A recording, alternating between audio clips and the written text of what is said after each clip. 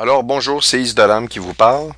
Nous sommes le 21 avril 2020 et je peux vous dire une chose, ouf, il se passe énormément de trucs, ça me rend extrêmement nerveux dans le sens que tout confirme le code que j'ai trouvé et j'ai trouvé d'autres informations. Écoutez, j'ai la tête qui va exploser, j'ai jamais vécu ça depuis que j'ai accepté le Seigneur en 2008-2009.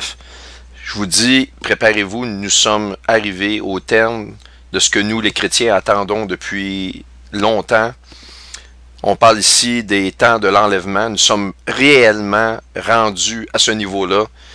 Je ne sais pas combien de temps il nous reste, mais je peux vous dire une chose. La prochaine date d'anniversaire d'Israël, le 14 mai, cette année, va être une date extrêmement importante à la lumière de ce que j'ai trouvé. Je ne dis pas qu'on va être enlevé à cette date-là, mais je vous dis, préparez-vous à ce que ce monde-là change de façon inouïe. Et à tout moment maintenant peut arriver les prophéties de Isaïe 17, Amos 1-3, Gog Magog et la destruction des États-Unis et toutes ces guerres-là qui s'enchaînent. Ça, je vais vous revenir avec ça avec plus de détails. Maintenant, une petite note. Sur mon site YouTube Is de l'âme, tous messages que vous m'envoyez sont bloqués. Je ne peux plus voir aucun message de personne. Donc, si des gens veulent me rejoindre pour des choses, soit des commentaires sur les vidéos ou écoutez, pour n'importe quelle raison, vous pouvez me rejoindre sur ce courriel-là ici. Toutefois, ceux qui veulent me dire que l'enlèvement va arriver à la fin, de me repentir, etc., écoutez, vous pouvez bien m'écrire, mais ces messages-là vont aller directement à la poubelle. Donc, si vous voulez perdre du temps pour m'écrire, vous pouvez toujours le faire. J'ai réellement plus de temps à perdre avec ces stupidités-là qui me font perdre du temps. J'en ai déjà perdu. À cette heure, j'ai compris, il n'y a rien à faire. Donc, vous pouvez m'écrire. Je ne sais pas si je peux répondre à toutes vos questions. Je vais essayer de le faire.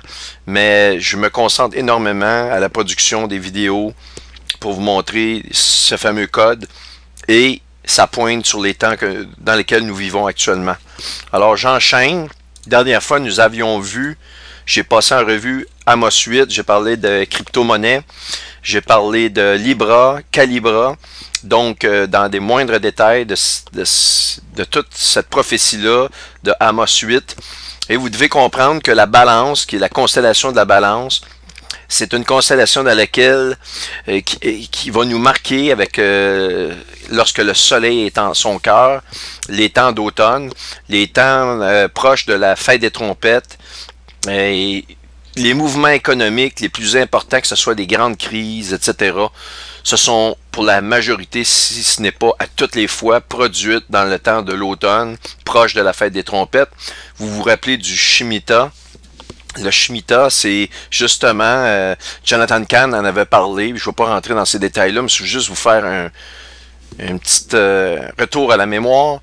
Et ce qui se produit actuellement dans les événements mondiaux est tellement important et confirme le code que j'ai trouvé.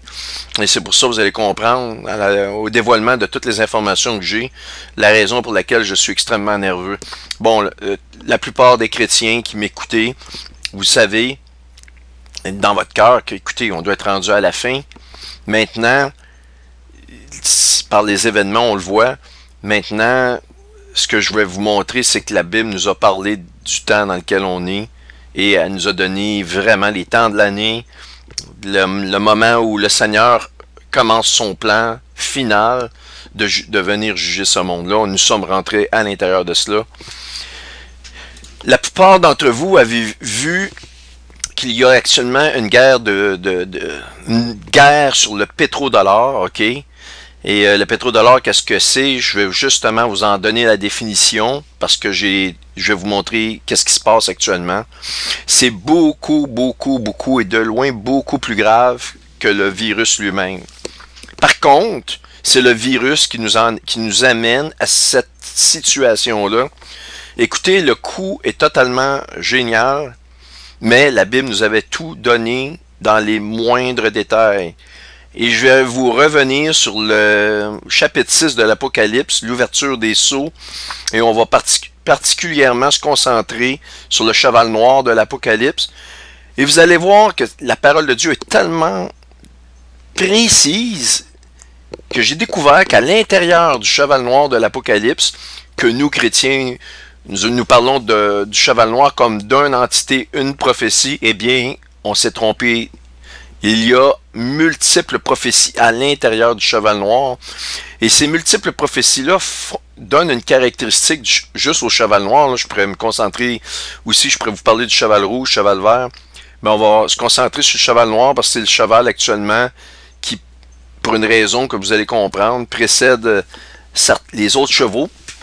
Et le cheval noir, à l'intérieur de celui-ci, il y a multiples prophéties qui sont tellement ahurissantes que ça démontre encore une fois que Dieu est omniprésent, omniscient, omnipuissant. Et il ne vit pas dans le temps et tout nous a été donné dans les moindres détails et même un non-chrétien va avouer s'il reste avec moi en se disant « Écoute, ce gars-là ne fait pas de la religion, il nous parle qu'il y a un créateur, il nous parle des prophéties bibliques d'une façon non religieuse, mais froidement, intellectuellement, et que même les gens qui ne croient pas vont se poser des questions sérieusement.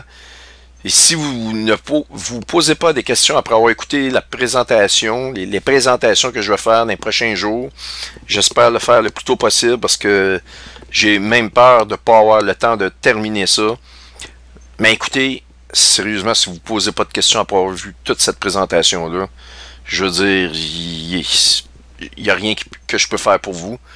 Vous avez un blocage intellectuel. Vous savez, ce qu'on appelle le déni. Eh bien, si vous voyez devant vous un géant je sais pas moi, de 20 mètres de haut devant vous, vous ne avance de le voir, pour vous c'était des phares, vous ne croyez pas au géant. Eh bien, si vous le voyez devant vous, eh bien vous devez finir par y croire, vous le voyez. Et ce géant-là se montre de façon agressive devant vous. Il s'apprête à vous attaquer.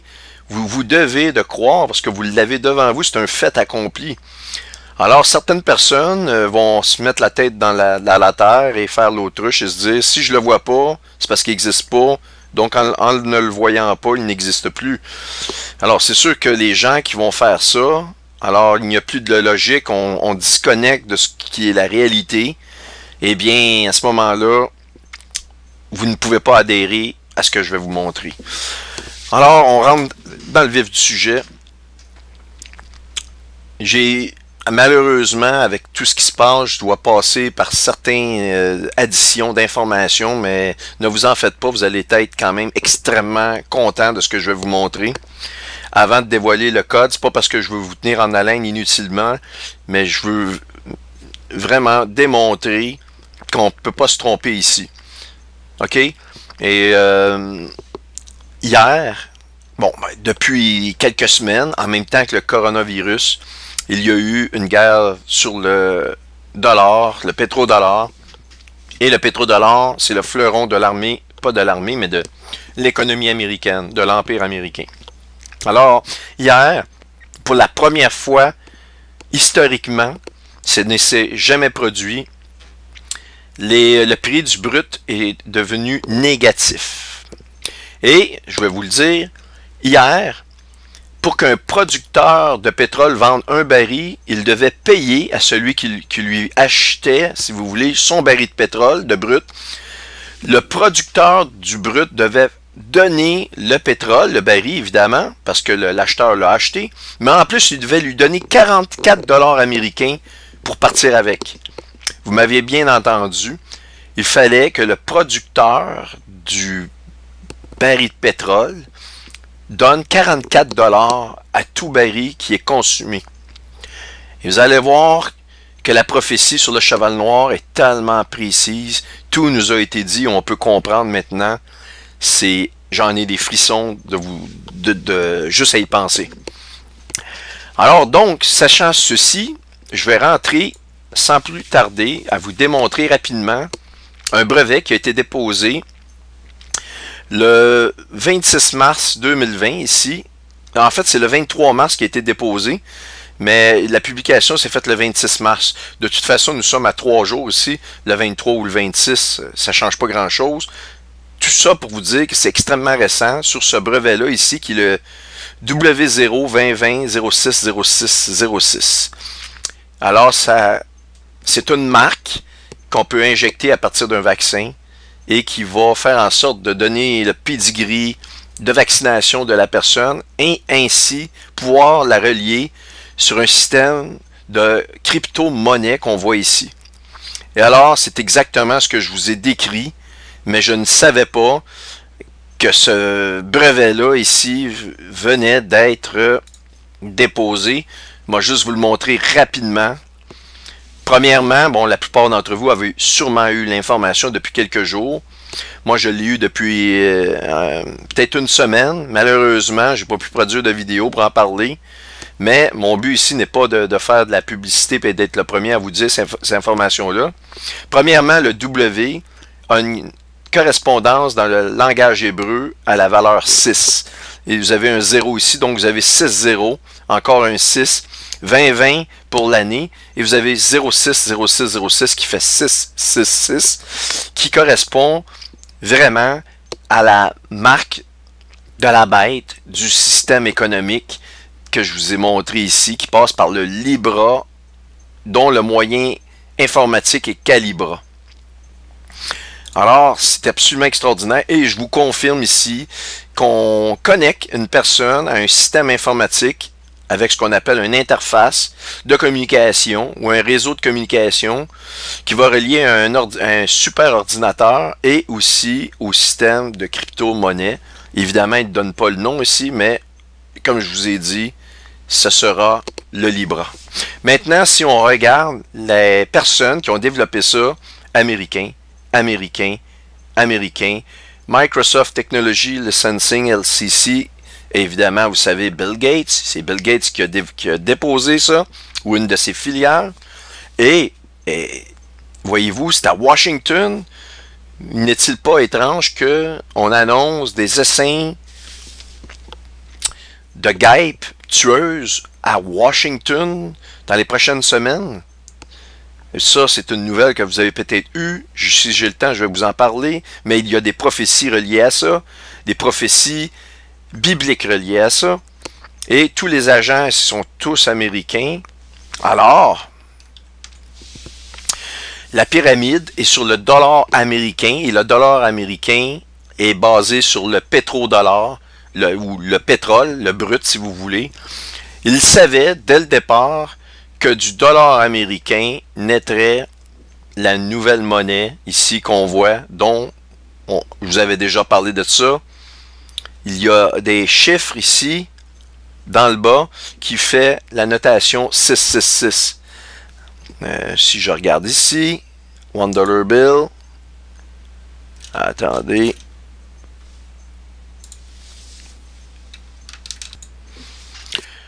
alors, ici, si on regarde le dollar américain, OK, en dessous, on voit MD, ici, MD CCLXXV1, qui correspond, ça c'est des chiffres romains, à 1776, qui est la fondation des États-Unis, l'année de la fondation des États-Unis. Mais c'est un leurre parce que c'est aussi l'année de la fondation de l'ordre des Illuminati. Et si nous prenons de façon divisée, comme il est écrit ici en bas de la pyramide, vous pourrez regarder vous-même chez vous, je ne veux pas le grossir, parce que je veux revenir sur des notions que j'ai déjà montrées. DC, LX, V1, donc ça fait 600, le DC fait 600 en chiffre romain, le LX fait 60, et le XV fait le chiffre 6 pour 666. Alors, aucune erreur possible. Quand on regarde les deux bêtes de l'Apocalypse, la bête qui vient de la mer correspond aussi à l'Empire britannique qui avait de grandes flottes, qui a mis ses enfants, la lionne a mis ses lionceaux partout sur la planète. On a l'Empire américain, le Canada, tous ces pays-là, dont l'Australie et les États-Unis étaient le pays qui devenait le pays le plus puissant des lionceaux. Et c'est cette bête-là, maintenant, la deuxième bête qui vient de la Terre, qui fait que tout homme, petits et grands, etc., etc., ne puisse ni acheter ni vendre sans cette marque-là. Évidemment, ça nous parle de la bête qui vient de la Terre, correspond aux États-Unis, parce qu'on nous parle des technologies qui a fait descendre des faisceaux de rayons à la vue de tous les hommes, du ciel vers la terre. C'est cette bête-là qui fait ça et qui fait aussi bouger l'image de la bête. Récemment, je voyais une vidéo du pape qui fait une apparition à l'extérieur et lorsqu'il quitte, on le voit disparaître comme instantanément. Les gens se sont posés question, coudonc, c'est un hologramme. Ils utilisent cette technologie-là, ce qui peut permettre à une personne d'être à un autre endroit et d'apparaître ailleurs. C'est une technologie que même Barack Obama a démontré lorsqu'il a gagné les élections américaines, vous vous en rappelez. Alors ici, le dollar américain, tout est là, le dollar, le pétrodollar. Alors je vais revenir sur l'importance ici de ce brevet-là. Donc, on voit vraiment un dépôt américain. Et ça, c'est la technologie, OK? Vous devez faire une différence entre la technologie, la marque de la bête, mais ceux qui vont contrôler la monnaie, que cette technologie-là va permettre finalement aux gens de pouvoir utiliser, de contrôler les gens. Mais qui est derrière la monnaie? Eh bien, Amos 8 nous le dit. Le contrôle de la monnaie, ce sont les Rothschild et je vais vous expliquer comment ils réussissent à le faire dans cette présentation-là. C'est important parce que vous allez, lorsque je vais terminer, vous n'aurez plus aucun doute. OK? Alors, je vais mettre le lien directement ce brevet-là dans le descriptif de la vidéo. Je vais mettre, en fait, la plupart des données que vous voyez ici, en haut, dans le descriptif de la vidéo. Maintenant, qu'est-ce que le pétrodollar? Eh bien, je vais y aller rapidement, mais je vais mettre aussi ce lien-là qui est en français. Alors, vous allez comprendre que la Troisième Guerre mondiale, elle est déclarée avec le baril de brut étant même négatif. Écoutez, c'est vraiment quelque chose, comme on voit ici dans le grand titre. Le prix du brut tombe négatif. Comme je vous ai dit, 44 $. Ça coûte 44 $ par baril de brut. Ça, c'était en date de hier. OK, de quelques heures de cela. Des informations que j'ai eues pour donner un baril de brut à un acheteur. Je veux dire, c'est la folie. Vous vendez des voitures. Quelqu'un se présente dans votre concessionnaire. Il part avec une voiture. Vous y avez donné un chèque de 10 000 $. Alors, de quoi allez-vous vivre? De quelle commission votre patron va pouvoir vous payer? Quel salaire votre patron va pouvoir vous verser s'il doit payer pour la marchandise qu'il a en inventaire, qu'il n'a pas payé encore à son fabricant?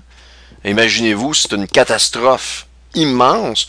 Et vous êtes d'accord avec moi qu'on n'a pas 6 mois à attendre pour voir les répercussions d'une telle chose.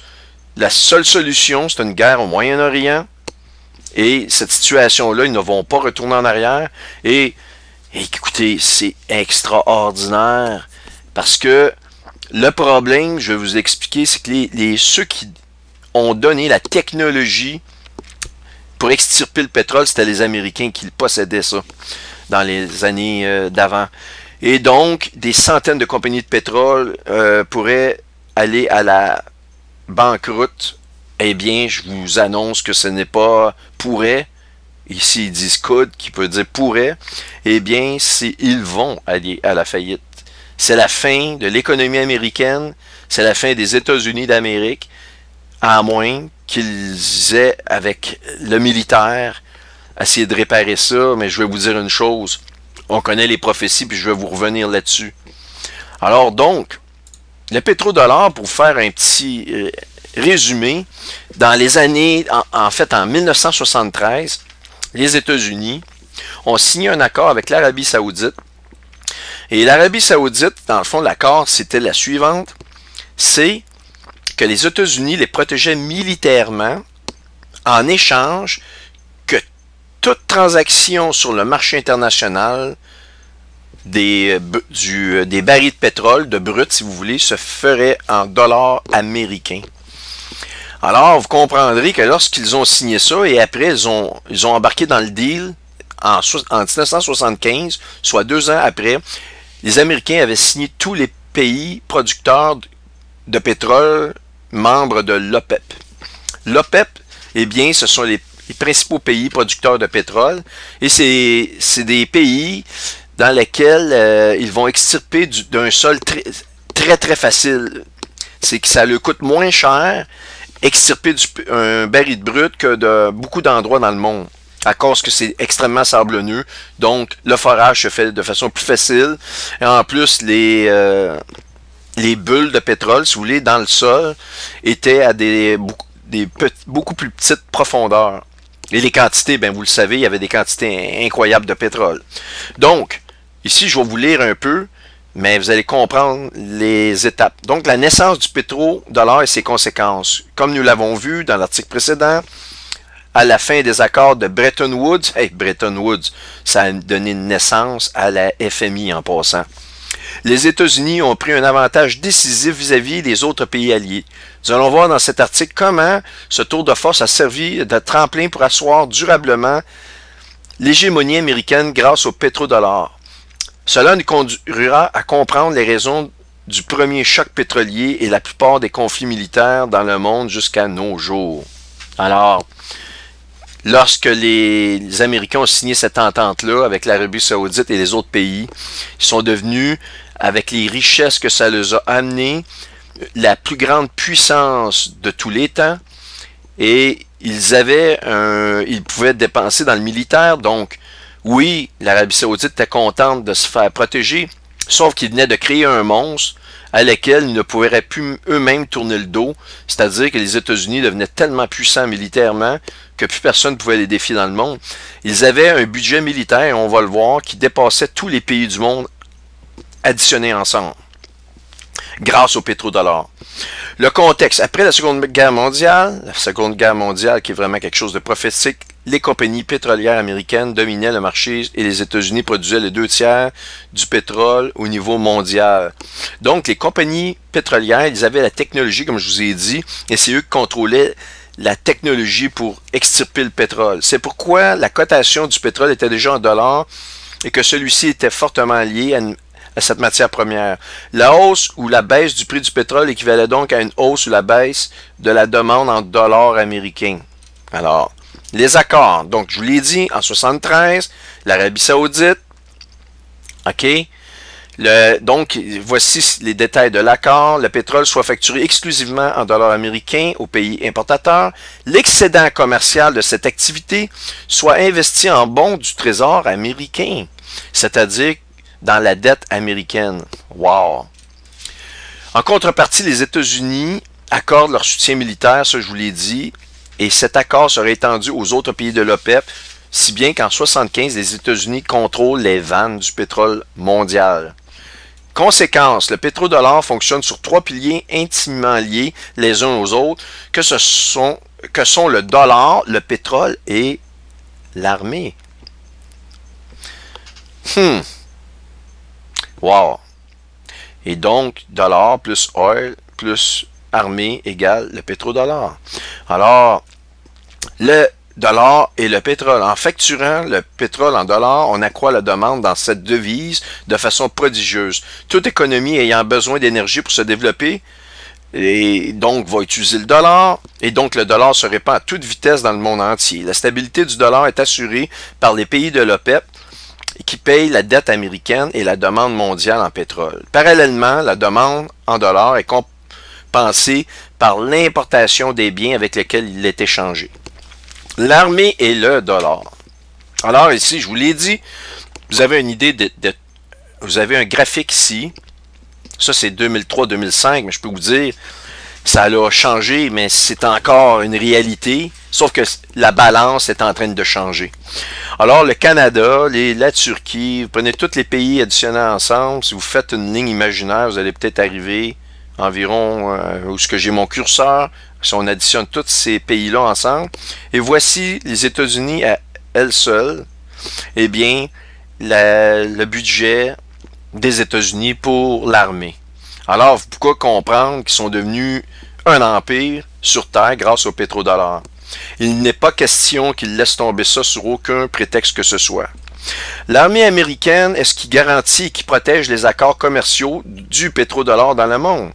Les pays producteurs de pétrole ne sont pas rendus compte, dans un premier temps, qu'ils avaient laissé entrer un cheval de Troie. Ben oui, ils ont signé ça, c'était très intéressant pour eux d'avoir le support de protection de l'armée américaine, mais en même temps, ils créaient un monstre avec lequel ils ne pourraient plus jamais se débarrasser. Et c'est pour ça que la Russie, la Chine, ces pays-là, qui se sont fait appeler l'axe du mal, eh bien, se lèguent ensemble pour pousser un nouveau système économique. Et ils savent très bien que la seule résultante, c'est la guerre. Je veux dire, si tu vas voir les États-Unis, tu dis, écoute, lâche ton pétrodollar, mets fin à ton économie.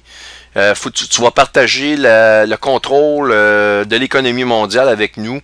Eh bien, il est assuré que le président, que la politique américaine va refuser une telle chose et que c'est la guerre.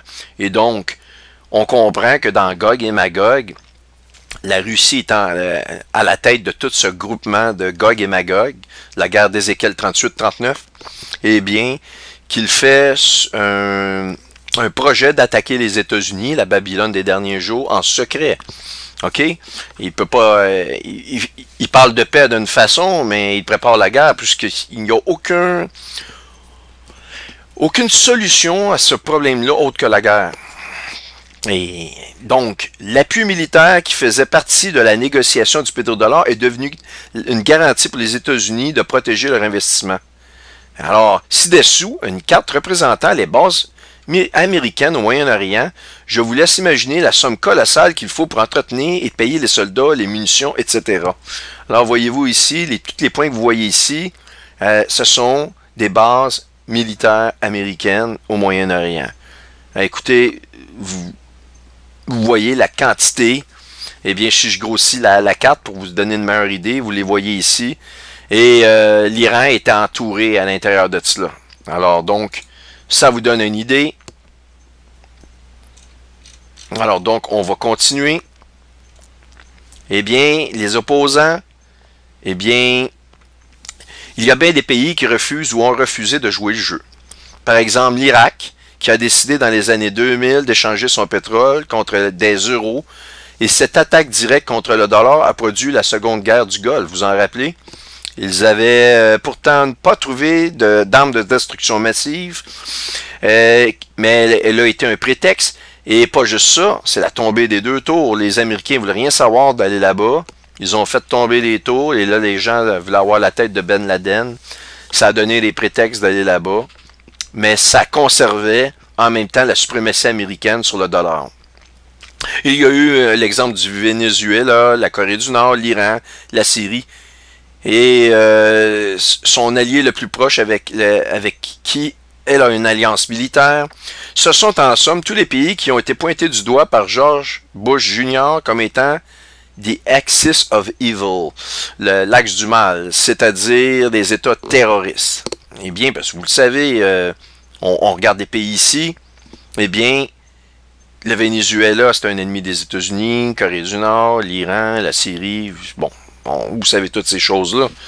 Alors donc, en Libye, Kadhafi voulait créer sa propre monnaie libellée en or et facturer son pétrole dans cette devise. Là non plus, la réponse ne s'est pas fait attendre longtemps. En 2011, il fut supprimé et la Banque centrale libyenne fut créée. Alors donc, je vais vous laisser ça, cette information-là. Mais le pétrodollar, c'est à la base de toute l'économie américaine et c'est la base, le secret pour l'armée puissante qu'elle a.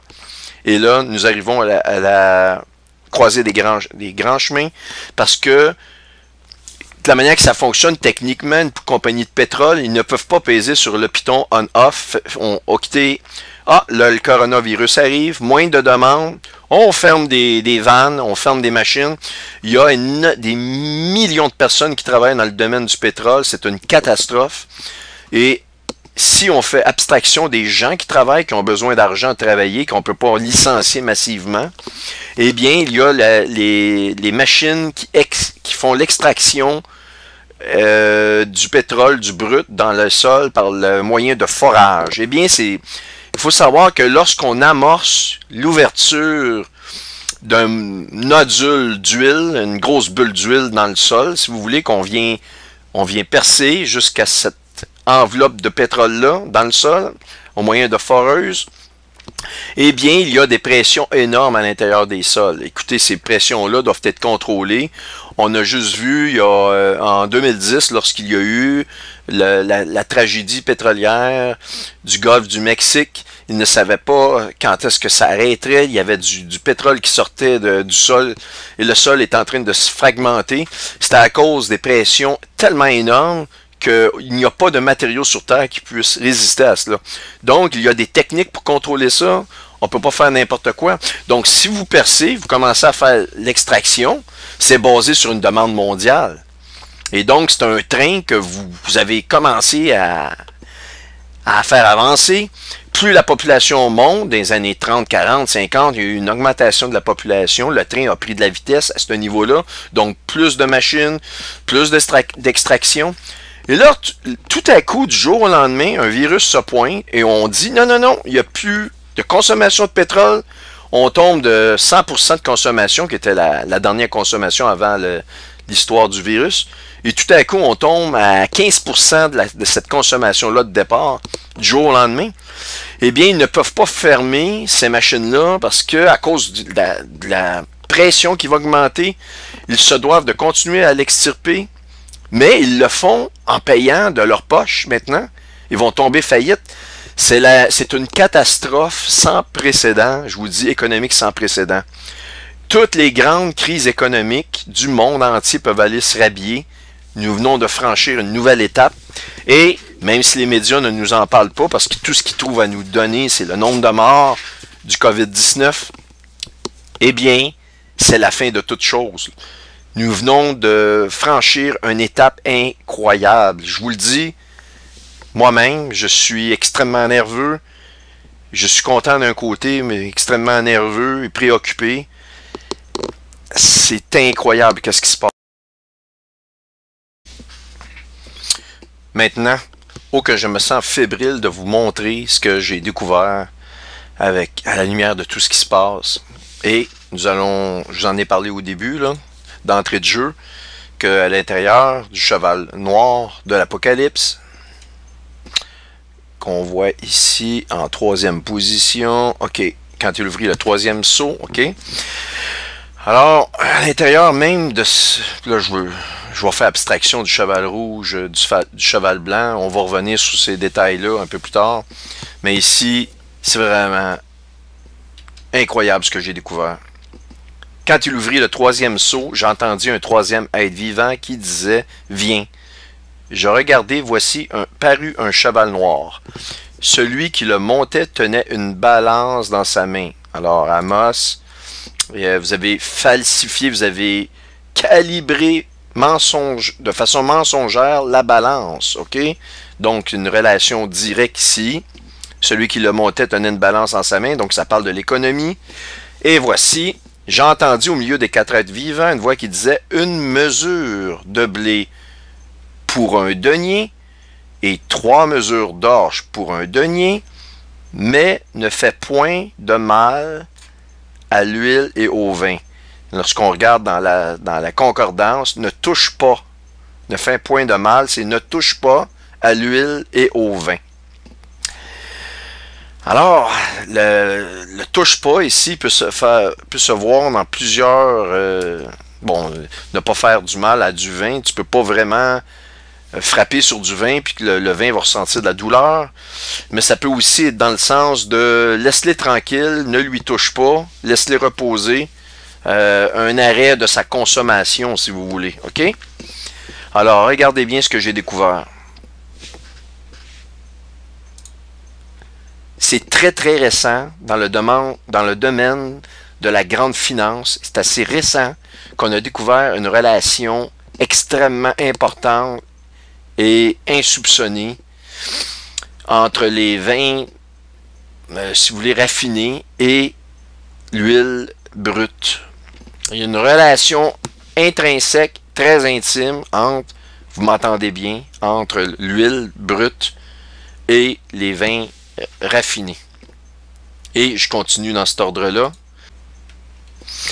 Ça ici, c'est une étude qui a été publiée dans le Journal of Wine Economics, OK? Et dans laquelle la question se pose, est-ce que les vins sont en étroite relation avec le brut, l'huile brute, OK? Eh bien, ça a été publié le 28 juin 2013, une étude basée sur des observations à partir de janvier 2004 jusqu'en décembre 2011, qui démontre qu'effectivement, c'est l'huile brute qui détermine le prix du marché du vin. Alors, ici, on nous dit donc que l'huile ne fait pas de mal, donc ne touche pas, laisse tranquille l'huile et le vin, et c'est l'huile ici qui détermine le vin, donc l'huile est placée ici en premier, OK? Donc, dans une autre étude, encore une fois récente, publiée en 2011, on voit ici un graphique qui démarre en 98, qui démontre le prix du brut, ici de l'huile brute, qui est en vert, versus en rouge le prix du vin, OK? Et les deux se suivent intimement tout le long. Alors, quand on voit une augmentation du brut, eh bien, le prix du vin augmente, et lorsqu'il y a une chute abrupte, ici on voit ici une chute abrupte, eh bien, le prix du vin chute de façon abruptement, et on voit que c'est plus ça va, plus on avance vers les années. Ici, on est environ en 2008-2009. Eh bien, ou 2007, on voit que plus ça va, plus ça devient une réalité dans nos années modernes. Et voyez-vous ici, une chute du brut, chute du prix du vin, augmentation ici du brut, augmentation des prix du vin. Et ça, c'est des études qui ont été publiées. Et s'ils font ça, c'est pas parce que bon, tous les prix de chacun de ce que vous payez est relatif, évidemment, au prix du brut, mais jamais comme l'huile avec le vin. Et alors, ma question, comment vous pouvez expliquer qu'une prophétie vieille de 2000 ans arrive de façon pointilleuse à nous démontrer que l'huile et le vin sont reliés? Alors, ici, c'est une référence à quelque chose qui va se passer avec la manifestation, si vous voulez, du cheval noir est intrinsèquement liée, et c'est pas pour rien qu'il est noir de couleur, c'est à cause de l'or noir, le pétrole, le brut. Eh bien, c'est intrinsèquement lié et très intimement lié à ce qui se passe, avec ce qui va se passer avec le prix du brut. Et on voit ici ce qui arrive ne s'est jamais produit, alors préparez-vous. C'est le cheval noir de l'Apocalypse qui galope devant vous en ce moment. Alors, c'est incroyable, et ça, voyez-vous, c'est très, très, très récent. Alors, maintenant, je n'ai pas terminé. Donc, si on revient à notre cheval noir, on nous dit très, très clairement, une mesure de blé pour un denier et 3 mesures d'orge pour la même valeur de denier. On a donc une situation qui va comme suit, très simplement, un blé pour un denier, 3 orges pour un denier, donc pour un total de 4 céréales, si on fait abstraction du type de céréales. On a un ratio de 1 quart pour le blé et 3 quarts pour l'orge. OK, vous me suivez? Eh bien, dans une étude universitaire qui a été publiée dans le Saudi Society of Agricultural Sciences, OK, un journal important sur l'agriculture, en 2015, au mois de janvier 2015, on a une comparaison énergétique de l'efficacité énergétique faite, OK, à partir du blé comparativement à l'orge, OK? Et ils ont pris plusieurs champs, ils ont pris 100 champs de blé et 100 champs d'orge pour faire cette étude-là. Donc, c'est pas à partir d'un seul champ, puis là, ils ont fait l'étude. Donc, c'est une étude quand même assez répandue, là. 100 champs de chacun des types de céréales. OK? Ils sont arrivés, pour faire une histoire courte, puis ça, je vais vous mettre le lien dans le descriptif de la vidéo. Ils sont arrivés à un ratio d'efficacité respectif du blé et de l'orge, respectif de 1,49 pour le blé et 1,94 pour l'orge. Si vous faites le ratio, la division entre 1,49 et 1,94, eh bien, vous arrivez, mesdames et messieurs, au ratio de 0,76. si on fait abstraction de l'erreur humaine, parce qu'on n'est pas parfait en tant qu'être humain, et on arrive exactement au ratio qui a été prophétisé 2000 ans avant. Maintenant, pourquoi que la Bible nous mettrait ça? Parce qu'elle est en train de nous dire que l'économie va tomber. Elle nous parle de la nourriture, des prix exorbitants de la nourriture, dans une précision qui est confirmée par la science moderne de façon très récente. Et je considère que nous sommes rentrés vraiment dans les tout derniers jours, lorsque Barack Obama a pris la présidence des États-Unis et lorsqu'il est arrivé en 2008, la grande crise économique, qui prépare d'ailleurs, qui était la préparation de ce qu'on vit actuellement dans notre économie actuelle. Et tout ça est arrivé en 2009. Donc, dans ces temps modernes-là, on nous confirme ce qui est prophétisé 2000 ans avant. Là, vous allez me dire, oui, mais pourquoi de l'orge, du blé, ça aurait pu être du riz, ça aurait pu être d'autres choses?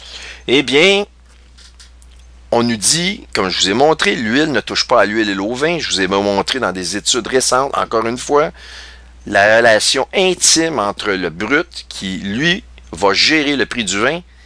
Eh bien, vous n'êtes pas sans savoir que l'éthanol est fait à partir du blé, et c'est un important joueur dans la gasoline et le brut. Et donc, la Bible a mis 4 éléments ici qui sont extraordinairement liés dans l'économie, en nous donnant le ratio ici parfait, qui est de 3/4, et en plus, elle nous parle de la relation intrinsèque entre l'huile et le vin. Écoutez, je ne peux pas aller plus loin que ça. La seule chose que je peux ajouter, c'est qu'il y a une connotation spirituelle aussi. L'huile, c'est l'onction, le vin, c'est la parole de Dieu, etc., etc.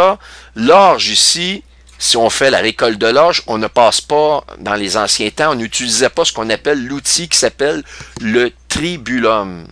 Eh bien, vous le voyez à l'écran ici, ce que ça ressemble à un tribulum, ok? C'est pour la culture du grain. Et le tribulum, c'était pour la culture des grains beaucoup plus difficile à obtenir manuellement. Et donc, il fallait passer, le blé, exemple, est un grain qu'on doit passer dans le tribulum pour pouvoir le cueillir, versus l'orge, qui facilement, en le secouant, on pouvait récolter les grains d'orge d'une façon très très facile sans le passer dans le tribulum. Donc, l'orge ne passait pas dans la tribulation versus le grain de blé qui lui passe dans les tribulations pour être cueilli finalement ou récolté. Et évidemment, ça fait référence aux saints de l'Apocalypse, ceux qui vont se tourner vers le Seigneur pendant les périodes de tribulation, qui vont passer par la grande tribulation versus ceux qui vont être sortis de la grande tribulation. Alors, c'est extraordinaire. Maintenant, on va continuer dans la suite des choses. Je vais rentrer à vous démontrer que la famille Rothschild va être en contrôle du nouveau système, de la nouvelle monnaie qui va être mise en place dans les prochains mois.